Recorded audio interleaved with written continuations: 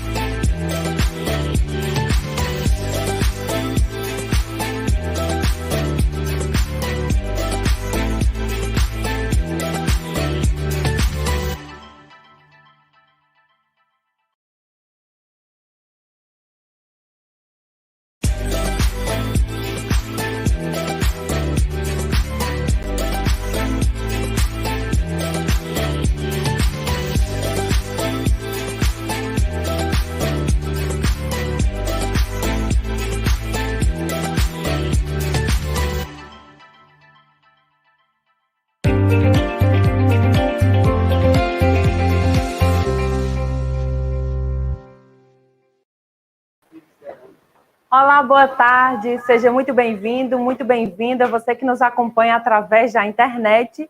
Lembrando a você, participante, que no momento em que você acessa o site, faz o login através do seu cadastro, né, lá na sua identificação com senha, você automaticamente já faz o credenciamento no evento, tá certo? Para acompanhar todas as atividades durante esses 3 dias de evento. E daremos início agora à primeira conferência de abertura do primeiro Congresso Nacional em Estudos Interdisciplinares da Linguagem, o CONEIL. Teremos nesta primeira atividade do evento uma abordagem sobre o tema Estudos Interdisciplinares da Linguagem na perspectiva da literatura. Nesta primeira conferência estará conosco a professora doutora Regina Zilberman, ela que possui graduação em Letras pela Universidade Federal do Rio Grande do Sul, doutorado em Romanística pela Universidade de Heidelberg, na Alemanha, e pós-doutorado na University College, na Inglaterra, e também na Brown University, nos Estados Unidos.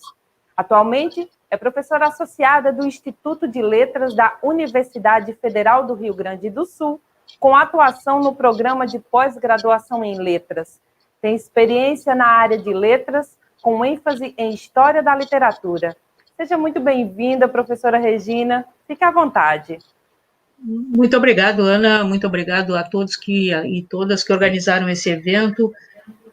Um evento que era para ser formato presencial, mas que foi obrigado a migrar para plataformas digitais.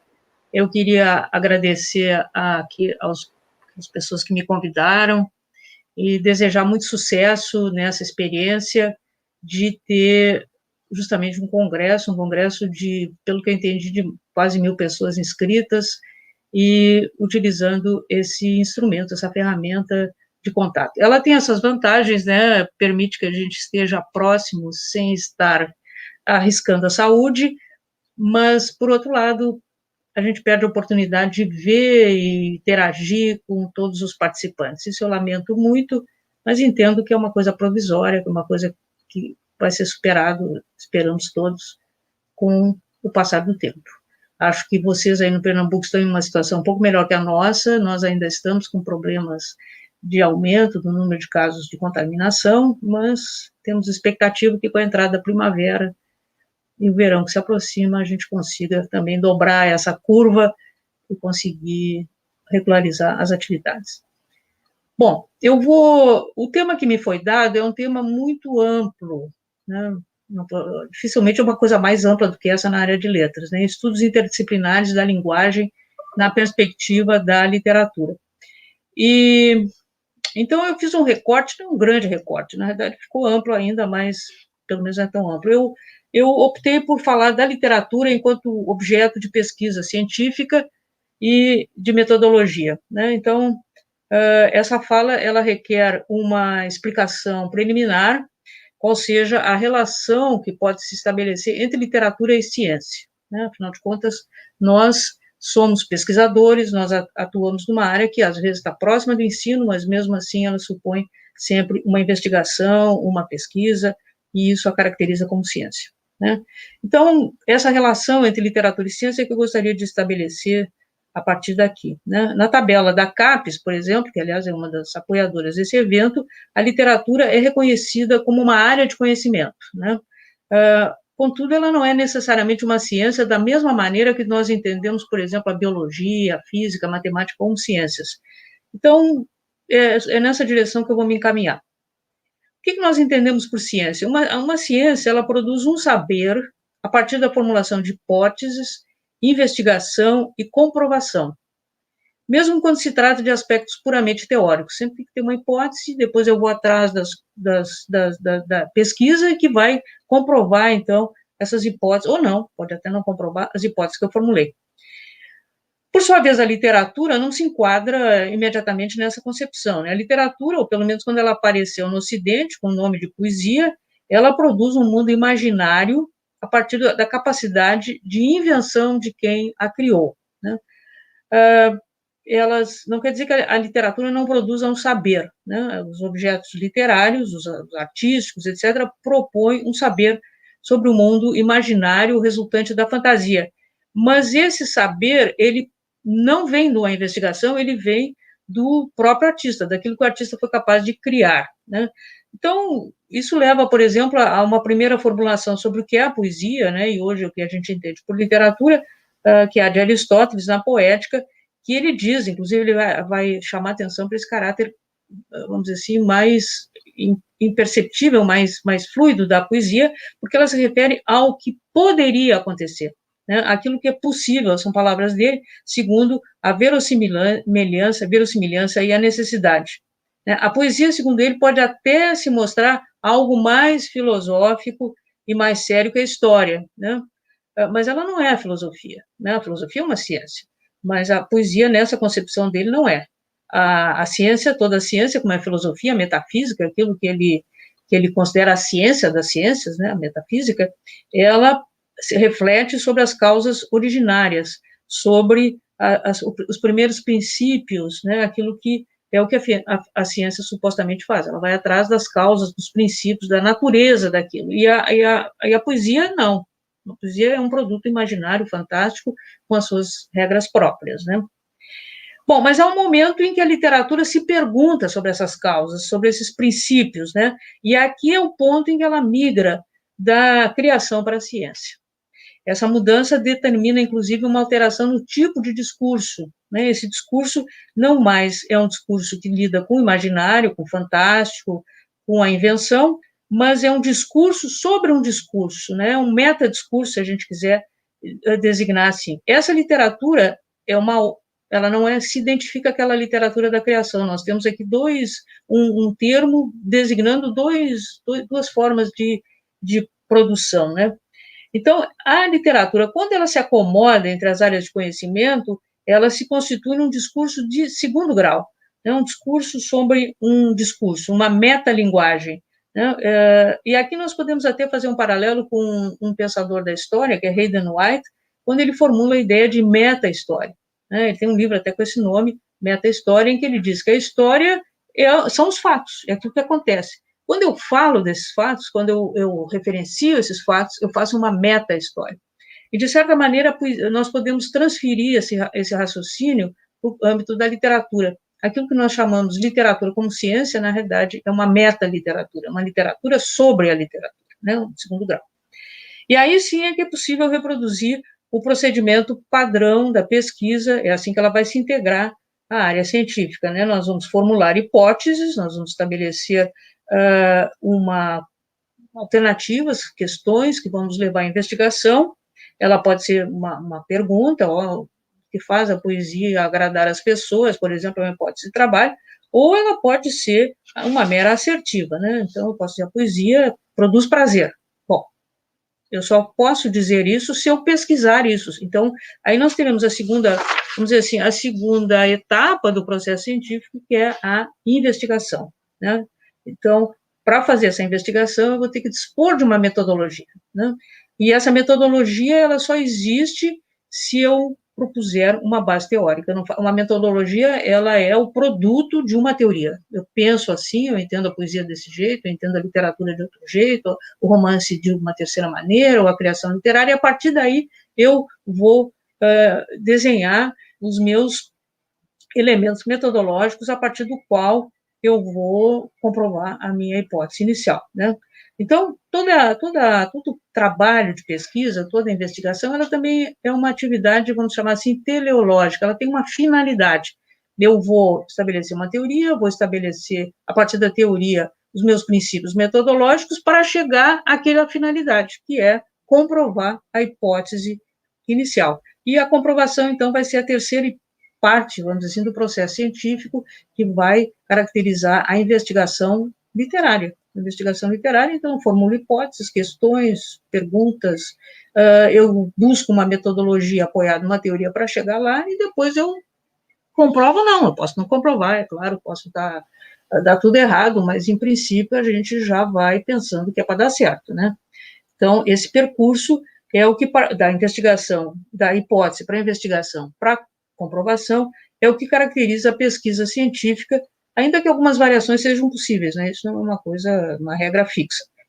Mas sem a enunciação de uma hipótese, o trabalho de pesquisa não progride, né? Ela pode ser até uma coisa meio intuitiva, eu acho, eu tive uma ideia, etc., mas é preciso que isso se transforme num discurso, né? Uma afirmação, uma pergunta. E aí é que nós vamos, a partir desse tema, nós vamos levar adiante a pesquisa científica. Então, é preciso deixar claro, aqui no que eu estou expondo, que esse mesmo termo, literatura, ele recobre dois significados sobrepostos, aludindo, de uma parte, a uma obra de natureza criativa, fruto de um imaginário, né? Isso é a literatura, como poesia, romance, etc., os vários gêneros, é puramente criativo, isso pode ser, isso sim, pode ser uma coisa intuitiva, fruto da inspiração, ou fruto de uma longa pesquisa, não importa, pode sair do jeito que o autor achar melhor. Mas, de outra, nós temos uma obra de tipo argumentativo, resultante de experiências ou especulações, mas, de todo modo, expositivo, né? Aqui nós temos um discurso assertivo, explanativo, ele é um discurso tido como científico, porque ele tem que chegar a um resultado convincente, né? Não é difícil diferenciar um dos outros da perspectiva desse convencimento, né? Ambos têm que ser verossímeis, bem articulados, tanto a poesia tem que ter uma coerência, quanto o discurso científico tem que ter uma coerência. Portanto, eles têm que ser verossímeis, eles têm que ser aceitáveis, né? Mas os gêneros de discurso, esses dois gêneros de discurso, são bastante diferentes. Além disso, o envolvimento pessoal é também bastante diferente, né? Quer dizer, a literatura, nesse sentido original, eu estou chamando de literatura de primeiro grau, ela supõe um envolvimento emocional, né? Eu me identifico, eu gosto, eu amo, eu odeio, enfim, uma coisa que vai para o sentimento, para a sensibilidade.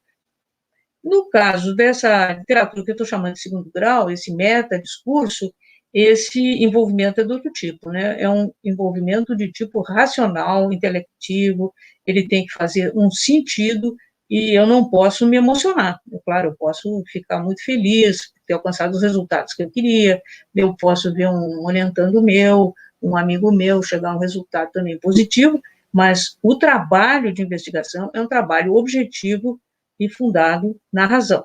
Então, se não se cria uma poesia racional, ou unicamente racional, não se cria uma interpretação, uma investigação literária puramente emocional, né? Tem uns momentos aí que se achou que bastava dizer o que a poesia causava, aquela questão assim do prazer de ler, meramente espontâneo, mas isso não tem sustentação científica. Teve essa onda, mas essa onda acabou passando. Bom, quando é que isso começa a acontecer? Quer dizer, quando é que nós começamos a conviver com esses dois tipos de discurso? Nós poderíamos pensar assim, no longo prazo, né, isso remonta até a antiguidade, né, citei Aristóteles no início, poderia ter citado a República de Platão, também na Poética, na República, são textos que falam da poesia. Mas, a partir deles, até o século XVI, XVII, essa investigação que pergunta sobre a natureza da literatura, sobre as formas de expressão, ou modelos de interpretação, não prospera. O que realmente predomina são manuais de retórica, são maneiras de mostrar como é que se deve escrever, como é que se deve falar. Na realidade, o processo de aceitação de que a literatura pode ser objeto de pesquisa científica e, portanto, de que é possível pensar, exercitar a literatura como ciência, só acontece a partir do iluminismo, né? Isso nós estamos já no século XVIII. Parece longe, mas se a gente pensa lá no Aristóteles, no Platão, é muito mais longe ainda. Então, tudo isso vai acontecendo. Bom, então, eu só vou pedir um minutinho, que meu telefone está ali apitando. Alguma coisa aconteceu. Vamos ver se ele fica quietinho, não me atrapalha. Bom, então, nós estamos aí no limiar do século XVIII e que nós vamos ter essa transformação muito grande que toma o nome de iluminismo, né? O século das luzes, é o século XVIII, assim ele é chamado. Isso a gente pode remontar, a gente pode fazer um movimento um pouquinho para trás, dar uma ré, digamos assim, e chamar a atenção que isso, na realidade, é um processo que nasce com a modernidade, nasce com o século XVI, com a Renascença, e vai se intensificando no século XVII, né, na sequência da Revolução copernicana, né? Essa revolução é chamada copernicana, é chamada de revolução, porque ela põe em questão a visão de mundo geocêntrica que foi herdada da antiguidade, né?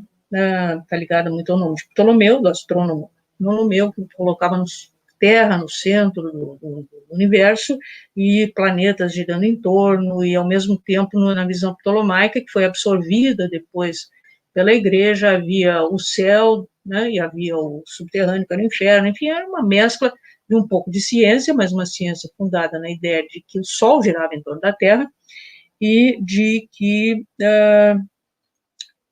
conciliava, inclusive, princípios da teologia medieval, né? O inferno, céu, o paraíso, etc. Tudo isso estava unido nessa concepção geocêntrica que no século XVI, e principalmente no século XVII, é implodida e só permanece na cabeça dos terraplanistas, né? Aquela ideia, a Terra é plana, o Sol gira em torno, papapá, isso aí, cientificamente, é um equívoco completo, mas tem alguns que ainda acreditam. Tem gente que acredita em duende, né?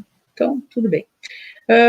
Segue-se a esse chamado geocentrismo, o heliocentrismo, né? Que é a concepção justamente do Copérnico. Copérnico propôs um sistema solar em que o Sol era o centro e os planetas giravam em torno. Isso também não se sustentou muito tempo, a partir do século XVII, ainda Galileu e Kepler puseram em questão, e nós sabemos, a partir daí nós temos essa outra visão do funcionamento do sistema solar, dos planetas, do universo, enfim.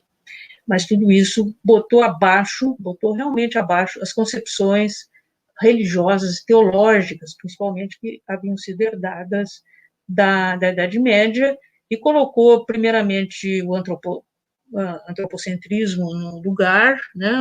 O heliocentrismo na astronomia corresponde ao antropocentrismo na filosofia, mas o que é importante, porque nos interessa, e que agora não basta, é preciso testar os dados, né? É preciso ter uma tese e comprová-la cientificamente para que estejamos fazendo ciência e possamos ser convincentes, né? Daí a chamada revolução científica, a partir do século XVII, vamos dizer assim, solidamente estabelecida a partir do século XVIII. Também é importante aqui lembrar o papel de um outro pensador, eu falei de Kepler, Galileu, podíamos falar de Isaac Newton, que é tão importante nessa mudança de concepção sobre o funcionamento do universo. Também no âmbito da ciência, o racionalismo vai estar ligado a René Descartes, e Descartes tem duas formulações que são fundamentais. A ideia de que ele coloca o pensar, o refletir na frente do ser, né? O ponto de partida da identidade humana é o pensar, é o cogito, né? Não é uma dependência de divindades ou de algo transcendental, mas apenas do próprio intelecto. E, em segundo lugar, o fato de que o Descartes propôs um sistema de investigação que digamos assim, pode não ter esse nome ainda hoje, mas está sempre presente, a ideia da dúvida. A dúvida é o ponto de partida da investigação, é não aceitar a ideia pronta, a ideia feita, eu vou questionar. Esse questionamento permanente é a atitude, em princípio, do cientista.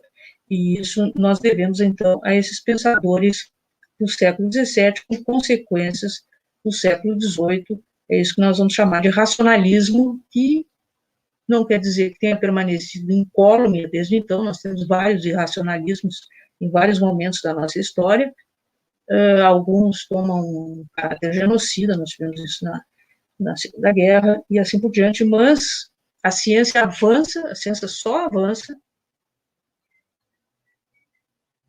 quando ela é calcada na razão, no intelecto, na dúvida, na investigação, nesse constante questionar das coisas.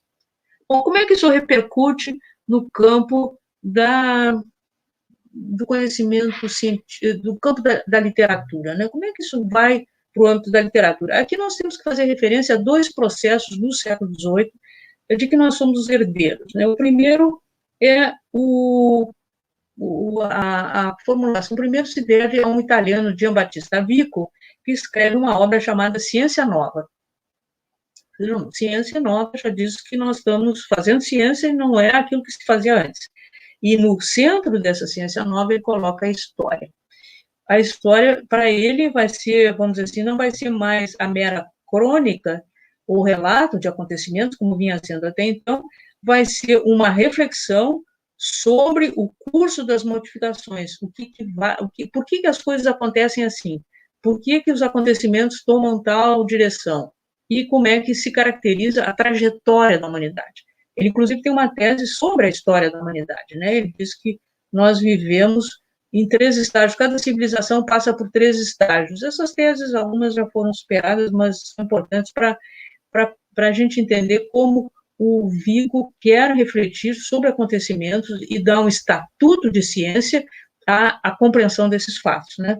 Então, ele vai chamar atenção para o desenrolar da história segundo o estágio da idade dos deuses, a idade dos heróis e a idade dos homens. Quer dizer, primeiro uma idade mítica, que nós temos em quase todas as civilizações, nós temos mitos fundacionais. Depois, o que ele chama da idade dos heróis, né? Quer dizer, aqueles seres que estão ali na nossa trajetória, os seres fundadores, e depois vamos dizer assim, um modo realista como que se encara a atualidade. Quer dizer, o passado é, de certa forma, mitificado, heroificado, mas a atualidade, o presente, não corresponde a isso, a idade dos homens, a idade das ações, da sociedade. Aqui se segue, na concepção dele, uma decadência, uma superação e depois um novo ciclo. Quer dizer, uma história sempre cíclica, repetindo esses estágios. Essa concepção ela foi absorvida por alguns pensadores, nós vamos ver muito disso mesmo na filosofia alemã, em Hegel. Depois o marxismo tem um pouco disso, só que ele inverte, né, a idade no final da história que está a salvação, não no início, o messianismo, do marxismo e alguns outros autores, mas também essa ideia de ciclos e transformações permanentes. Bom, isso é o primeiro pilar, vamos dizer assim, da moderna concepção de ciência que vai afetar o nosso âmbito vamos dizer assim, da literatura. Mas a outra também é importante, é o aparecimento da estética, a estética desligada da filosofia, não mais o objeto de arte dentro de um contexto amplo de observações, do qual ela faz parte, mais ou menos importância, né?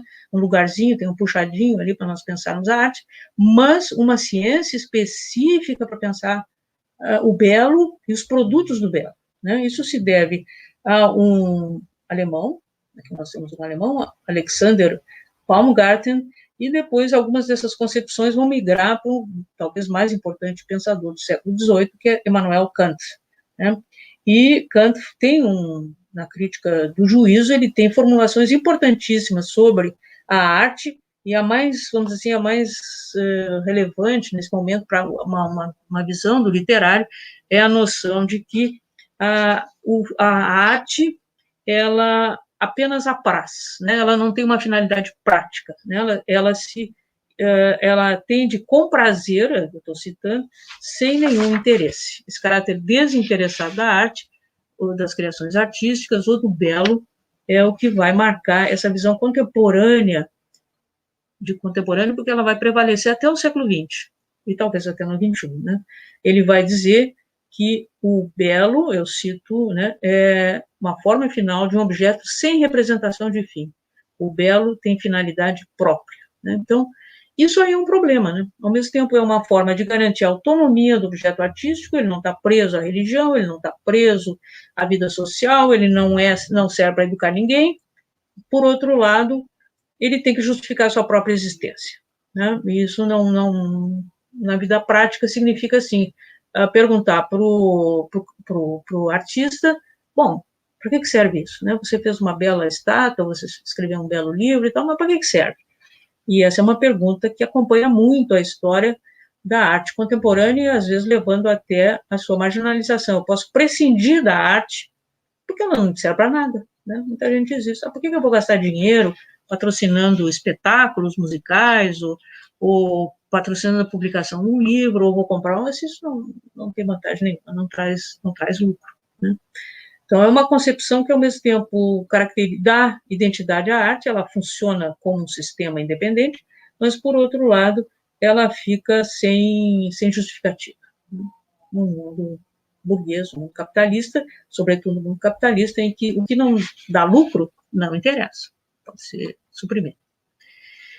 Então, outro aspecto interessante no que nós chamamos a atenção a propósito do Kant é que ele observa que um objeto artístico só pode ser julgado a partir de si mesmo, da formulação das suas partes. Ele é um conjunto autônomo, como eu falei, independente, em que as partes formam um todo. As coisas funcionam para elas mesmas, né? Ela é autossuficiente porque ela não serve a nada mais do que a si mesma. As suas partes compõem uma totalidade e essa totalidade dialoga consigo mesmo, né? Então, isso vai marcar profundamente a concepção contemporânea da arte e ela vai aparecer com muita força em algumas teorias literárias contemporâneas, né? Bom, também é importante no século XVIII o seguinte: quando a arte se torna independente, ela também precisa contar sua própria história, né? Lembre que nós temos também, ao mesmo tempo, a emergência de uma visão da história como ciência. Então, nós temos a história, temos a arte, mas essa arte tem uma história. Então, a partir daí, a partir do século XVIII, nós vamos ter a formulação de uma historiografia. E isso vai aparecer também entre os alemães, né?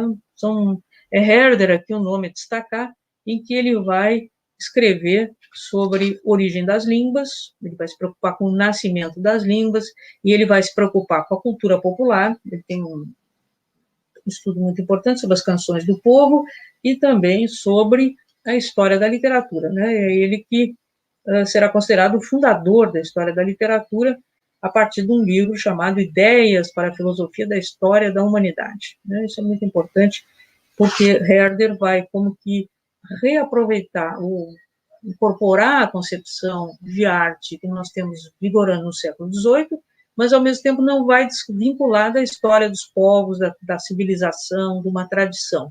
Ela é independente, ela tem a sua história, mas ela também tem uma interação com a sociedade, com a cultura, e até é a forma mais elevada de traduzir essa literatura, ou essa cultura, né, que são esses atos, né? Então, nós vamos ter aqui, com esses autores, vamos dizer, Vico, num lado, Baumgarten e Kant do outro, mais o Herder, mas esse pensamento do século XVIII forjando uma visão que confere à arte e à literatura em particular uma identidade, né? Uma identidade que é independente, né? É sua, ninguém tira dela, é nesse sentido que ela é independente, né? Não se confunde com outra coisa, e não serve a ninguém, não é um vassalo, né? Não é subserviente, ela pode ter, vamos dizer assim, um papel social, não precisa ter uma finalidade, mas pode ter um papel social, mas não porque ela sirva a um Estado ou a um grupo social, etc. Ela tem a sua autonomia, a sua própria trajetória, e por isso ela pode ser matéria de investigação. A obra de arte, em particular a obra literária, uma tradição cultural, uma civilização, poderão ser matéria de uma investigação, porque elas têm a sua identidade, as suas características, e eu posso, vamos dizer assim, descrevê-las, né? É isso que é a nossa área, isso que é a nossa ciência. Bom, o Otto Maria Carpo, inclusive, Maria Carpo foi um importante historiador da literatura, vindo da Áustria, né, no final da guerra, e teve uma atuação no Brasil por 30 anos, pelo menos. Ele escreveu uma história da literatura ocidental, e ali ele destaca o papel que exerceu o Herder, né, e ele chama atenção justamente para o que o Herder ofereceu em termos de história literária, né. Ele diz que essa obra é importante porque ele mostra que existe uma relação íntima entre a estrutura das línguas e a índole das literaturas. Mas como isso é forte, porque isso permanece até hoje, né? A questão da literatura ser uma espécie de expressão mais acabada da própria língua, o melhor da língua está na literatura, né? E a outra é essa vinculação da literatura, a história política, religiosa, econômica, etc. São histórias independentes, mas elas não deixam de interagir uma sobre a outra, né? Então, é nesse aspecto que Herder vai ser considerado o fundador da história literária autônoma na acepção do Otto Maria Carpo, né? Eu cito ainda mais um trechinho dele. Ao apanhar os traços característicos ao apanhar os traços característicos das literaturas nacionais, da inglesa, espanhola, grega, hebraica, etc., ele cria o conceito de literatura nacional, uma expressão mais completa da evolução espiritual de uma nação. E depois queria até comentar esse trechinho. Todo o nacionalismo do século XIX se inspirará em Herder, e que é até o avô, embora involuntário, do pan-eslavismo e do racismo alemão. Contudo, é um homem do século XVIII. Seu ideal supremo é a humanidade, e todas aquelas literaturas nacionais lhe aparecem como vozes mal isoladas, consonando na grande sinfonia literatura universal. Conceito também que se deve a Herder. Hoje até se fala de novo de literatura universal, literatura mundial, etc., que é um conceito que o Goethe se apropriou, e hoje é muito citado, mas que vai ter a sua raiz justamente nessa noção do Herder de uma unidade da humanidade que produz nos diferentes recantos, nas diferentes regiões, as suas literaturas, mas elas pertencem a esse grande acervo que é a literatura da humanidade. Também aqui eu quero chamar a atenção para essa noção de literatura nacional, né? Isso para nós é muito forte. Hoje é quase um clichê falar literatura nacional. A gente tem uma disciplina de literatura brasileira, e quando a gente fala de literatura brasileira, a gente fala também de literatura nacional. Dificilmente as duas coisas deixam de se confundir. Por quê? Porque o nacional e o país e o povo passam a formar a humanidade. Quer dizer, o povo brasileiro, literatura nacional, é quase a mesma coisa. E essa concepção é uma concepção que aparece no século XVIII, se enraiza no século XIX e repercute até o XX. Hoje se questiona algumas coisas da história da literatura, as histórias nacionais da literatura, mas eu duvido que exista algum curso de letras no país inteiro, aqui no nosso Brasil, que não divida os cursos de literatura pelas nacionalidades e, por sua vez, as nacionalidades relacionadas às línguas. Isso tem uma trajetória e isso tem um significado, né? Isso tem a ver com, primeiro, essa autonomia que a literatura adquire como objeto de investigação e essa relação que se estabelece entre a literatura e a cultura, a civilização, o povo, a nacionalidade, onde ela aparece. Isso é muito importante e isso que vai dar, vamos dizer assim, status ao que nós estamos chamando de estudos literários, né? Os estudos literários é uma ciência que se organiza a partir daqui, mas não é uma ciência que está sozinha no mundo, né? Ela não tem essa pretensão, pelo contrário, ela está estabelecendo parentescos, parcerias, seria o melhor até dizer, para falar moderno, com, de um lado, a estética, porque ela vai avaliar o que tem valor, o que é o belo, e, de outro lado, com a história, com a trajetória de uma cultura, com uma língua, a língua em que ela se expressa, e assim por diante. Isso que nós praticamos até hoje, na realidade, não vem lá do Aristóteles, não vem de tanto tempo atrás, mas começa a lançar suas raízes no século XVIII e se espraia a partir do século XIX. É no século XIX também que nós vamos ter um outro fenômeno, que é o nascimento da Universidade Moderna, né? É nesse momento, a partir também na Alemanha, a Alemanha que tem um papel importante nesse processo todo, porque é um país, é uma região que tem uma unidade linguística, mas não tem uma unidade política. A Alemanha como nação existe, mas como país nasce em 1870, e nós estamos no início do século XIX. Como isso para os alemães é algo um pouco distante, essa ideia de Estado nacional, nós temos, então, um processo que confere à cultura, à língua, essa unidade, essa nacionalidade. Então, por isso que vários nomes aqui vêm de pensadores alemães. Então, um deles é o Humboldt, Wilhelm Humboldt, irmão, aliás, do Alexander von Humboldt, que andou no Brasil, era um naturalista.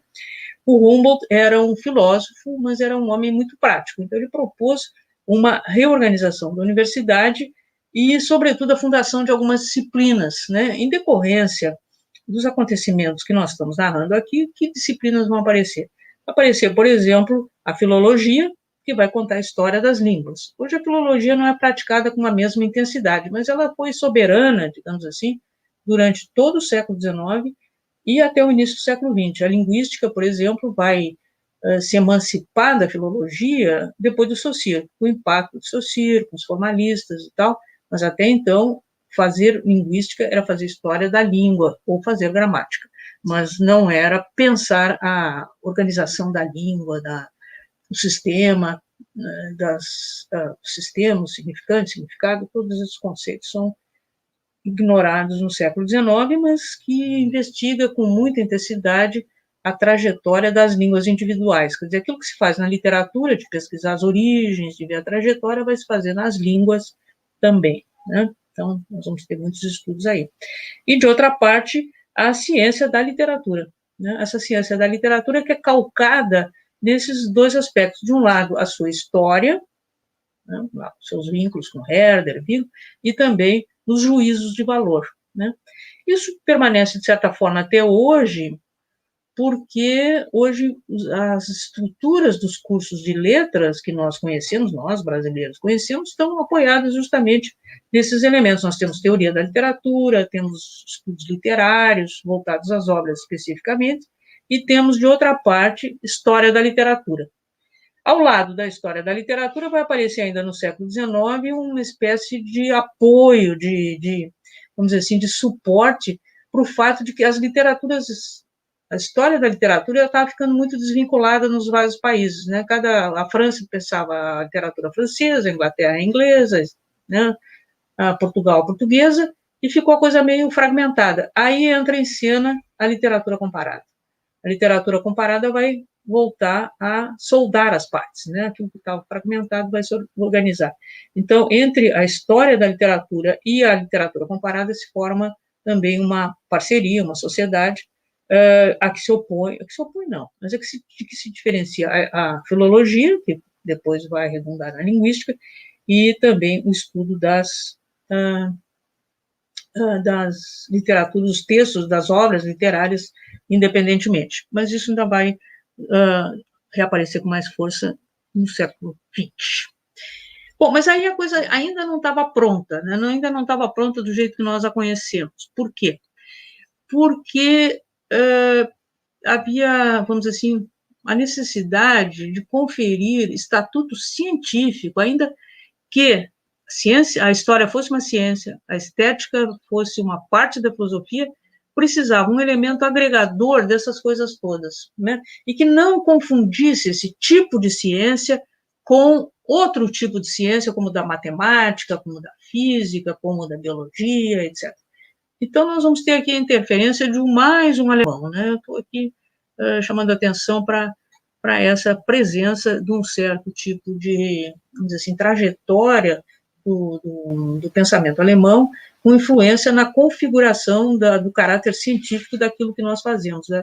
Daquilo que nós praticamos como estudiosos da literatura. Entra em cena um senhor chamado Wilhelm Dilthey, que era um hermeneuta, era um homem que pensava, então, filosoficamente, a interpretação, a produção dos textos, e ele chama atenção que há uma diferença muito grande entre o que fazem as ciências exatas, ele vai chamar de ciências exatas, e as ciências humanas, né? Ele vai dizer que essas ciências humanas, ou aquilo que nós chamamos de ciências humanas, são as ciências do espírito, né? Aquilo da mente, aquilo da reflexão, a que se opõe às ciências naturais, que são ciências da natureza, né? Se opõe às ciências humanas, ou ciências do espírito, às ciências naturais, que podem ser, às vezes, mais distantes. O natural, aqui referindo à natureza, nem sempre engloba tão facilmente, por exemplo, a matemática ou a física, e que hoje são mais conhecidas como ciências exatas, né? Então, essas duas diferenças, ciências do espírito e ciências naturais, hoje nós chamamos um pouco diferentemente de humanidades, ou ciências humanas, e de outra parte, ciências exatas. Se a gente for a tabela das áreas de conhecimento do CNPq ou da CAPES, e que reproduzem outras tabelas no mundo inteiro, nós vamos ver que essas clivagens são muito, muito respeitadas até hoje, né? Então, o que corresponde às ciências humanas, né? É um conjunto de ciências, diz ele, cujo objeto é a realidade histórico-social, né? Essas ciências, elas constituem uma unidade porque elas não correspondem a uma realidade que nós queiramos dominar, mas, sobretudo, compreender, né? Então, aqui ele já está apoiando, ele já está apontando, melhor, para uma condição, vamos dizer assim, um posicionamento que é de quem faz ciências humanas, de quem faz estudos literários, de quem faz ciência no nosso campo, a compreensão.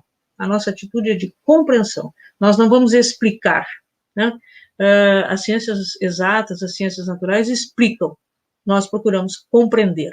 Esse vocábulo, ele abrange, vamos dizer assim, uma opção de áreas adjacentes que formam justamente as humanidades, a história, a filosofia, o mundo da literatura e mesmo o mundo artístico, né? A gente quer entender o que é aquilo, né? Pode até produzir aquilo também, mas a explicação não fica muito aí. É curioso que até algumas ciências que já pertenceram às ciências exatas começam a migrar para as ciências humanas, porque o que elas fazem é também isso, compreender.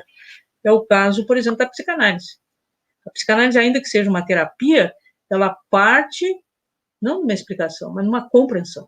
É preciso compreender, é preciso entender o fenômeno para interpretá-lo e, eventualmente, transformá-lo em alguma coisa. Isso faz a hermenêutica também, ela aplica em alguma coisa. Mas sem esse gesto inicial, fundamental de compreensão, nós não fazemos a nossa parte, né?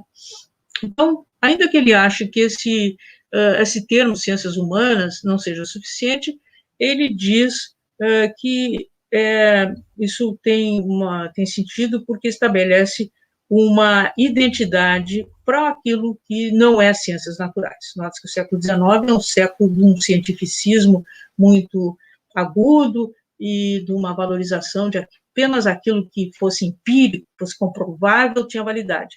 E o Dilthey diz, não é assim, não vão nessa. Nós temos que entender que há vários campos do conhecimento, vários fatos que nós podemos explicar, podemos descrever, podemos entender, mas ficamos por aí. Essa é a nossa parte, essa é a nossa parte, né? Então, com isso, a nossa área, ela ganha estatuto científico, ela ganha a sua identidade, a sua natureza e também o seu método, o seu princípio metodológico, a compreensão. Qual é a atitude? Compreensão. Tentar entender aquilo que está acontecendo e, a partir daí, formular hipóteses, né? Sem esse gesto, não existem as nossas ciências, né? Ou, se a gente quiser fazer outro gesto explicativo, nós estamos fora, eventualmente, do campo das ciências humanas. É claro que tem umas zonas de aproximação, as chamadas ciências sociais aplicadas, como a sociologia, o direito principalmente, porque o direito se funda nesse processo de compreensão dos fatos a partir da legislação, mas depois a aplicação da lei já mostra o seu lado prático, né? Bom, o que nós temos aí? Nós temos que, na virada do século XIX para o século XX, o campo artístico, o campo intelectual, ele tem, vamos dizer assim, um atestado de cientificidade. O trabalho de investigação é legitimado, né? Pesquisar literatura, escrever história da literatura, fazer crítica literária, é um trabalho que tem um estatuto científico legítimo. No Brasil, por exemplo, é do século XIX que, a partir do século XIX, nós vamos ter, por exemplo, histórias da literatura, como a do Silvio Romero, um pouquinho no início do século XX, José Veríssimo, nós vamos ter as histórias regionais da literatura, nós vamos ter obras destinadas a entender autores, né? Nós temos, no final do século XIX, vários livros, inclusive, que vão refletir sobre a obra do Machado de Assis.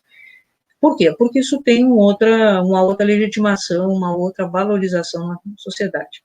Mas ainda temos uma certa dificuldade de pensar o objeto enquanto identidade autônoma, né? No final do século XIX, inclusive, predominaram algumas visões naturalistas, cientificistas, que vão tentar explicar a obra. Nossa, explicar era a palavra. explicar a obra pela vida do autor, por exemplo. Ah, não, fulano escreveu isso, Dostoiévski escreveu assim, assado, porque era epilético. Machado era não sei o quê, também epilético, aliás. Ou por fatos do meio ambiente, né, do momento histórico, que fez o determinismo várias vezes. Não, a literatura brasileira é fragilizada porque há uma mistura étnica que não é boa, que não sei o quê. O racismo no final do século XIX era assustador, e a literatura brasileira é explicada assim pelo Silvio Romero. Não, nós somos um país mestiço, então não somos de segunda categoria, é assim que o Silvio Romero pensava. E, portanto, a nossa literatura também não é grande coisa, assim por diante. Isso vai aparecer nos Sertões, do Euclides da Cunha também, tentar entender o homem, o indivíduo brasileiro, a partir de condições geológicas e sociológicas, mas não como identidade autônoma, né? Nossa literatura precisou passar, então, por outro movimento. Isso começa no início do século XX, com o aparecimento justamente da teoria da literatura. Eu falei agora de história da literatura, falei de literatura comparada, mas quando é que se formata mesmo a teoria da literatura? Ela se formata a partir do início do século a partir do século XX, quando aparece os movimentos modernistas. O modernismo, ele vai aparecer, ele vai espocar, né, em vários locais da Europa, algumas coisas na América Latina, inclusive, e vai ter um movimento muito importante, sobretudo na Rússia, que é o futurismo. O futurismo até é anterior à Revolução Soviética, de 17, um movimento realmente revolucionário nas artes, e que depois, com a Revolução Soviética, com o stalinismo, foi muito sufocado. Ao lado do futurismo surge o chamado formalismo russo. E esse formalismo ele tem muita importância por dois aspectos. Primeiro, porque nós podemos, com alguma certeza, estabelecer que foi o primeiro momento em que pessoas, pesquisadores, se voltaram a esse objeto, o texto literário, a obra literária. Eles vão ter também um impacto muito grande na linguística, né? Eles vão, a partir do formalismo russo, que nasce a fonologia, com Trubetskoy, que vão ser pensados os elementos fônicos, e depois até vai levar ao Bakhtin, que bronqueia com os formalistas, mas parte deles para refletir sobre as suas teses relativas ao discurso. E, de outra parte, eles vão pensar justamente isso, eles vão propor, bom, o que interessa na obra literária? Interessa o seu caráter artístico, aquilo que a diferencia das outras coisas. Eles vão chamar isso de literalidade, né? É a literalidade. Eu tenho que procurar num texto aquilo que o identifica como obra de arte, as suas características particulares dele, né? E essa literalidade vai estar justamente num uso muito especial da linguagem, né? Não é igual à linguagem que nós usamos no dia a dia, é uma linguagem trabalhada, é uma linguagem visando a mudança, a inovação, a despertar as pessoas para perceber melhor as coisas. Ela tem que ser profundamente inovadora, né? E com isso até perturbadora, né? Então, aí ela vai provocar estranhamento, isso está nos formalistas, o Brecht vai falar no distanciamento, o Benjamin vai falar no choque, e assim por diante. Todas essas expressões apontam para esse despertar para alguma coisa que está numa obra de arte, particularmente num texto literário, no nosso caso, que o diferencia depois da sua produção e quando da sua recepção. Ele tem que ter algo novo. E esse novo se deve não ao que ele diz, mas, sobretudo, ao modo como ele trabalha a linguagem, que poderá dizer ou não. Não importa se ela diz ou não diz. Nós podemos ter até aversos dos simbolistas russos e dos futuristas que parece que não tem conteúdo nenhum. Mas, com isso, eles chamam a atenção para o aspecto fônico da língua, né? Para a beleza ou para a comunicabilidade da pura sonoridade das palavras.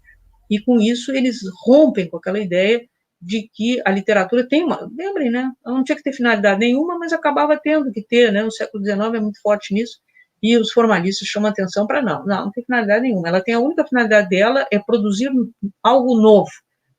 Mas esse novo também acaba sendo interessante porque ele vai nos fazer enxergar as coisas melhor, né? Se eu apresentar um espaço, vamos dizer assim, uma sala de aula, né, que é uma coisa tão comum para todos nós, de um jeito diferente, vamos dizer assim, os alunos as classes sentadas por cima dos alunos, vamos supor, uma coisa meio absurda, mas, enfim, vamos apresentar assim. Eu vou chamar atenção para o modo como nós nos comportamos diante daquele espaço e talvez até percebamos melhor o que se passa ali. Esse é o primeiro aspecto dos formalistas que é importante. O segundo, que aquele movimento, ainda que tenha sido abafado depois da Revolução Soviética, porque os objetivos políticos eram diferenciados, ele acaba migrando para outras regiões da Europa, né? Dali ele migra para a Tchecoslováquia, nós vamos ter aí o estruturalismo tcheco, dali ele vai para os Estados Unidos, através do René Velec, depois ele chega na França, e a partir daí nós vamos ter uma série de vertentes contemporâneas da teoria literária, o estruturalismo, o pós-estruturalismo, etc., que são consequências das pesquisas, claro, não só dos formalistas, mas principalmente dos formalistas, né? Então, isso é um aspecto que eu quero chamar a atenção, porque a partir daí se constitui uma ciência da literatura como um fenômeno independente que tem um objeto próprio. Então, por isso, nós exercemos essa atividade tal como nós a exercemos hoje. Eu queria ainda chamar a atenção para um movimento que vai acontecer simultaneamente e que vai dar a segunda grande vertente, vamos dizer assim, o segundo grande encaminhamento dos estudos literários, sobretudo nesse quesito de fazer ciência. É o impacto do marxismo sobre os estudos literários. O marxismo é uma corrente que aparece no século XIX, está vinculado, sobretudo, ao pensador Karl Marx, né, que é um filósofo, e a Friedrich Engels, que também era um filósofo, um historiador, e eles têm uma teoria sobre a sociedade, né, sobre a economia, sobre a sociedade, e eles têm algumas ideias também sobre literatura, que eles não formularam de uma forma sistemática, mas tinham as suas ideias. E é a partir do Georg Lukács, que se estabelece uma teoria da literatura de fundo sociológico, baseada nessas noções sobretudo, de origem do marxismo, né?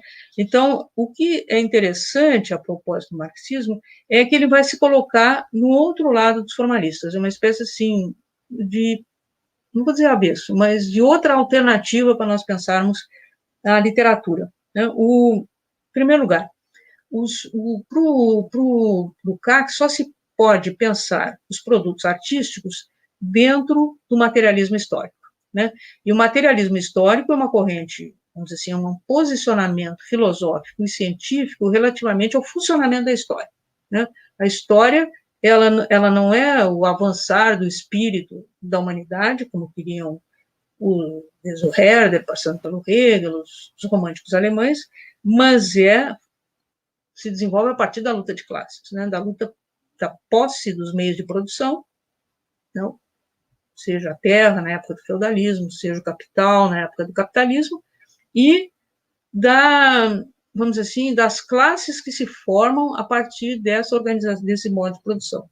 Então, no sistema feudal, nós vamos ter então, o grande proprietário de terras e os servos, muitas vezes escravos, e no sistema capitalista nós vamos ter os donos do capital, né, os empresários, e de outro lado a classe trabalhadora. E desse conflito, dessa luta, vamos dizer assim, de uns contra os outros, desse choque, vão se dar os fenômenos históricos, os fatos históricos.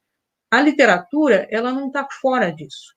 Ela é uma das expressões dessa trajetória histórica. Ela não depende dos fatos econômicos, mas ela não está desvinculada dos fatos econômicos, né?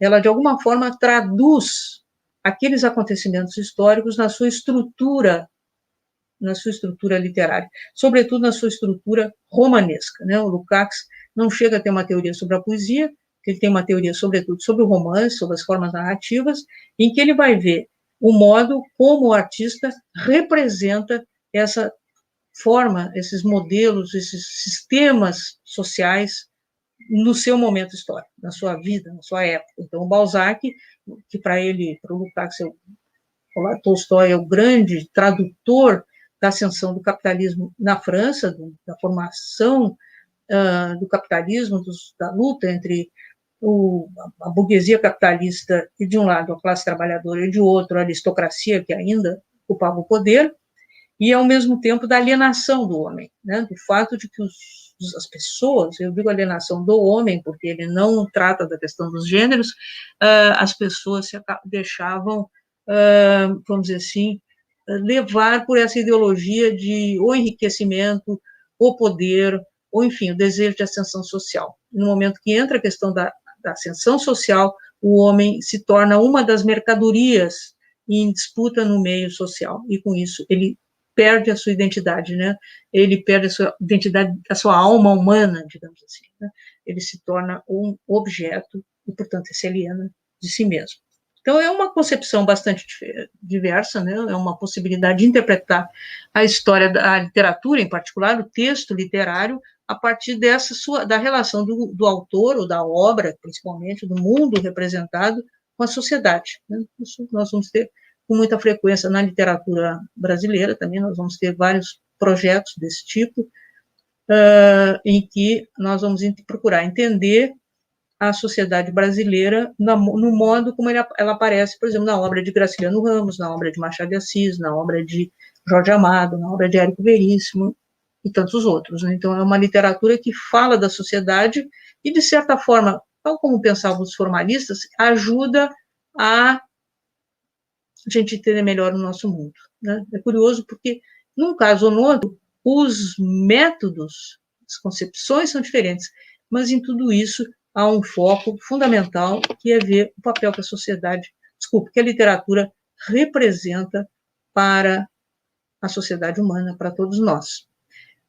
Isso é muito importante porque, vocês vejam, é preciso, e aí nós vamos voltar a essa questão que determinou o ponto de partida da minha fala, que é a literatura como ciência. A literatura é uma criação, mas nós só vamos entender a força, o papel da literatura, se nós a compreendermos numa perspectiva científica, nós procurarmos ver em cada obra o seu lugar na sociedade, a sua forma de construção, a sua trajetória específica e o que ela nos diz, né? Os autores criam, as autoras criam, nós nos rejubilamos, digamos assim, diante de uma obra muito bem feita. Mas para a gente saber realmente o que isso tem como peso, sabermos verbalizar, inclusive, essa compreensão, nós precisamos da literatura, entender a literatura também como uma ciência. Eu acho que eu usei o meu tempo, as meninas ficaram de me avisar quando eu estaria no fim, mas eu acho que, considerando ali o reloginho, eu gostaria de abrir para questões, porque foi o que nós esperávamos. Não sei se volta a fala para a Ana ou não, mas eu queria agradecer, inclusive, esses comentáriozinhos muitíssimo simpáticos que eu estou recebendo aqui. Fico muito agradecida, muito mesmo, é muito legal. Porque eu não sei quem são vocês, né? E gostaria muito de saber. Então, agradeço a atenção, fico à disposição para as questões e desejo um ótimo evento. Eu vou tentar acompanhar na medida possível. Muito obrigada. E para quem volta a palavra, a gente sempre fica um pouco aparecendo a Ana Célia. Ok, Ana. Eu acho que tu está sem som. Oi, professora. Oi. Pronto, me escuta agora? Pronto. No momento, a gente não tem nenhuma pergunta. Os participantes só estão fazendo muitos elogios à participação e à fala da senhora, tá certo? São muitos elogios. Então, só também para informar que tem algumas dúvidas dos participantes, as atividades vão ficar gravadas. Então, essa conferência de abertura, essa conferência primeira com a professora Regina, vai ficar gravada. Então, você, participante que está inscrito no evento, tem a possibilidade de assistir novamente essa conferência até o período de 1 ano, tá certo? Então, professora, se a senhora quiser ficar mais à vontade para fazer mais alguma explanação, só os elogios a respeito da sua fala aqui no primeiro CONEIU, professora Regina. Bom, eu agradeço muito, só posso agradecer a atenção, né, claro. É muito bom ter esse contato, mesmo à distância. Queria dizer que não se constranjam mesmo de colocar as questões, provavelmente quando entrar no YouTube vai ter aquele espaço para comentários, né, que a gente sempre aponta, e se eu tiver a possibilidade de responder, responderei com o maior prazer. Eu sei que já está até na hora da fala do Valdir, que é meu colega, nós somos do mesmo departamento, E agradecer a atenção de vocês, cumprimentá-los pelo empreendimento. Eu acho que é uma aventura mesmo fazer algo de qualidade com tanta gente, num período tão complicado que nós estamos vivendo. Muito obrigada. Pronto, professora, nós agradecemos também. Nossa técnica está colocando aí na tela alguns elogios, agradecimentos à sua fala. Só confirmando com a nossa técnica. Chegou uma pergunta, professora, agora, tá vendo? O participante deixou agora para o finalzinho, gente. Lembrando a você, participante do primeiro Coneu, que você pode fazer perguntas, tá? Durante as atividades. A gente vai estar com toda a equipe aqui, já pegando essas perguntas. Professora, o Ricardo Nonato, ele pergunta como fica no século XXI a questão da interdisciplinariedade quando pensamos a literatura como área do conhecimento, professora? A pergunta do participante Ricardo Nonato. Ok. Bom, eu privilegiei, quando falei do século XX, o formalismo, porque o formalismo tentou fazer uma ciência da literatura por si mesmo, né? Já não foi assim tão fácil, porque não há como pensar a questão da linguagem sem se socorrer da linguística, né? Ou pelo menos da fonologia, da semântica, de setores da linguística, né? Não tem como. Mas isso não ficou tão explícito como a partir de 1970. 1970 não precisa ser uma data exata, mas é uma linha de corte, né? Quando emergem teorias que hoje são desdobramentos do pós-estruturalismo. Depois do formalismo, nós tivemos um período assim agudo dessa autossuficiência da teoria da literatura com os estruturalistas, né? Foi um momento em que, bom, se examinava o enredo, o narrador, procurando escapar justamente de intercorrências de outras áreas do conhecimento. É um momento de afirmação, né? Tem qualquer coisa aí, até que a gente pode interpretar por esse lado da psicanálise. Uma importância... Eu escuto vocês sem ser no microfone. Vocês estão me ouvindo? Pode seguir? Então, o que eu quero chamar a atenção para é isso, né? Há um momento de afirmação da ciência da literatura e corresponde, se vocês pensarem historicamente, à afirmação do aparecimento dos programas de pós-graduação. Não apenas no Brasil, quase todo o Ocidente, pelo menos, né? Programas de pós-graduação institucionalizados, etc. Já existiam, é claro, doutorados, etc., desde o século XIX, mas com esse formato que nós temos, isso é uma coisa que se afirma a partir dos anos 60 e, aliado a isso, está essa valorização dos estudos literários enquanto tais. A partir de 1970, aí entra a questão do corte, a ciência da literatura começa a dialogar com uma maneira muito mais intensa com outros pensadores, né? Aí nós vamos ter, por exemplo, as várias vertentes do pós-estruturalismo. Nietzsche, Foucault, Derrida, enfim, uma opção de gente, Kristeva e assim por diante. E isso vai se intensificando, sobretudo ao final do século XX, quando emergem os estudos que eu vou chamar de pós, né? Quer dizer, tem os estudos culturais, mas nós vamos ter o pós-colonialismo, os estudos de gênero e assim por diante. Todos eles vão colocar, inclusive, a literatura não como uma identidade em separado, mas de uma parte tudo é literatura, tudo vale. Né? Eu posso trabalhar com quadrinho, cultura pop, questões puramente visuais, né? Ou cinema, que são formas mistas, né? Mescladas, ou nem falar de literatura. Tudo isso é muito forte a partir de 1990, principalmente, né? Quando aparecem os estudos de gênero, né? Tão fortes, talvez estejam os primeiros, ao lado dos estudos culturais, os estudos dos subalternos, os estudos pós-coloniais, principalmente, né? Então, aí sim, a interdisciplinaridade é uma questão de sobrevivência, né? Quer dizer, eu não posso fazer estudos pós-coloniais sem pensar questões de ordem histórica, não posso fazer estudos de gênero sem entrar em questões, inclusive, de psicanalíticas e assim por diante. Então, a interdisciplinaridade com essas áreas de conhecimento é muito forte contemporaneamente e, às vezes, até deixa em maus lençóis quem as rejeita. Não tem como não pensar a questão da etnia, por exemplo. Né? Hoje, quando nós estudamos literatura, no caso da literatura brasileira, num país com tanto hibridismo cultural e étnico, mas aí já é outra palestra. Professora, temos mais duas perguntas que os participantes nos enviaram agora, através da internet. O Nelson de Jesus Teixeira Júnior pergunta: é possível retomar o papel das estéticas da recepção nesse percurso de discussão sobre os estudos literários? Sim. Bom, a estética da recepção, ela é vamos dizer assim, eu vou colocar, mas não eu vou colocar entre aspas, mas não é pejorativo. É um subproduto dos estudos estruturalistas, né?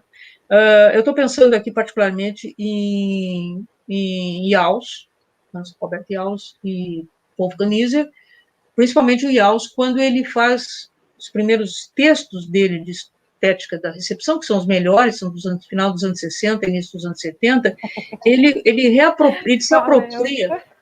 O que foi? Acho que tem um som aí.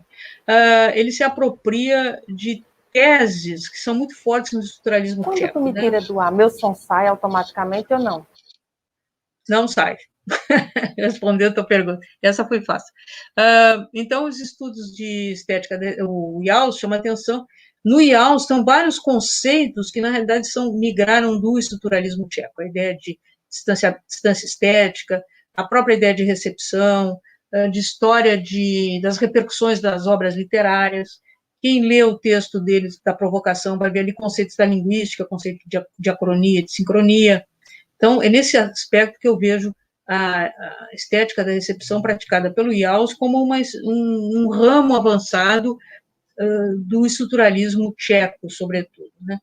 Onde ele se identifica, onde ele tem a sua especificidade, é na tentativa de pensar uma obra literária numa conexão histórica, vamos dizer assim, uma conexão em que a obra ela tem um impacto e ela provoca impacto em outras obras, né? Isso também está lá no Tchananov, está no Bakhtin, está num monte de gente, mas ele trabalha isso particularmente com alguma sabedoria, com algum interesse, e mostra que é possível pensar a história da literatura também como uma história própria, uma história de um diálogo permanente entre os textos literários, né?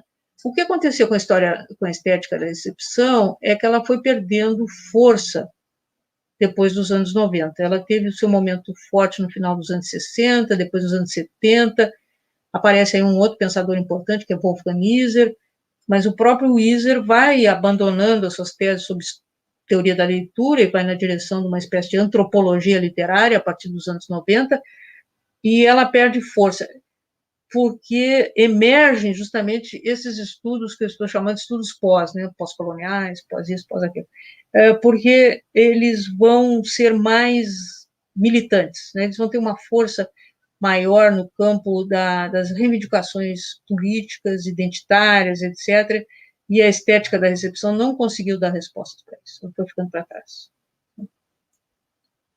É isso.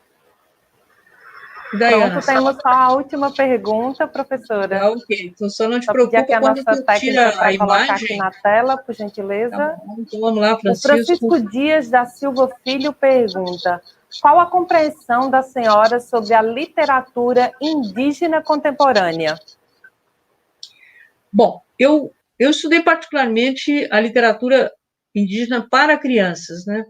Num livro que eu fiz com a Marisa Lajolo, e foi publicado em 2017, se não me engano, chama Literatura Infantil Brasileira, uma outra nova história. A gente procurou investigar justamente a contribuição de uma literatura numa linguagem própria, que fala do mundo indígena, mas, ao mesmo tempo, se dirige ao público infantil com uma força que interessa não apenas as populações indígenas, mas também as populações não indígenas, né? Eu acho que ela uma produção que tem a sua identidade, que tem a sua importância. Há alguns autores notáveis aí, como Daniel Munduruku, e também há uma produção feminina, né? É muito importante que a literatura indígena brasileira, ao mesmo tempo que ela interage, ela tem uma força própria, vamos dizer assim, um impacto muito grande com as suas próprias, vamos dizer assim, o seu universo imaginário, que é novo para o leitor que não está inserido nessa tradição. Ela responde muito bem, não apenas a questões étnicas, mas a questões de gênero, a questões sociais, e eu acho isso uma contribuição fundamental. Oi, professora, voltando. Meu áudio vazou ainda agora, eu perguntando se quando ele me tirava do ar, perguntando na técnica, se me ouvia, né? E foi ótima essa interação com a fica senhora. bem espontâneo, assim, não esquenta. Ficou bom. Fica dialógico. Professora, então a gente abre agora o espaço para que a senhora possa fazer as suas considerações finais aqui, a sua participação no primeiro CONEIL. Bom, eu de novo, né, vou agradecer a atenção, vou manifestar minha satisfação, foi uma satisfação mesmo poder participar, e acho que vocês tomaram uma iniciativa muito legal, tentar transplantar para o meio digital, né, esse era um evento que era para ser presencial, e eu acho que vai ser muito bem sucedido, e fico sempre à disposição, sempre que precisarem podem se manifestar, já que o vídeo vai ficar online, e todo outro jeito que der, né, eu acho que a gente tem que diminuir essas distâncias, né, acabar com essas fronteiras. Muito obrigada. Obrigada, professora. Foi um prazer recebê-la. Nossos agradecimentos aqui à professora Regina Zilberman, da Universidade Federal do Rio Grande do Sul. Mais uma vez, muito grata pela sua participação aqui no primeiro CONEIL. Seja sempre bem-vinda, professora. Muito obrigada. Vai fazer um pequeno intervalozinho. É só o tempo de se levantar e tomar uma água e voltar. E a gente volta já para acompanhar a segunda conferência de abertura aqui do evento, tá bom? 2 minutinhos e a gente já se encontra. Ok.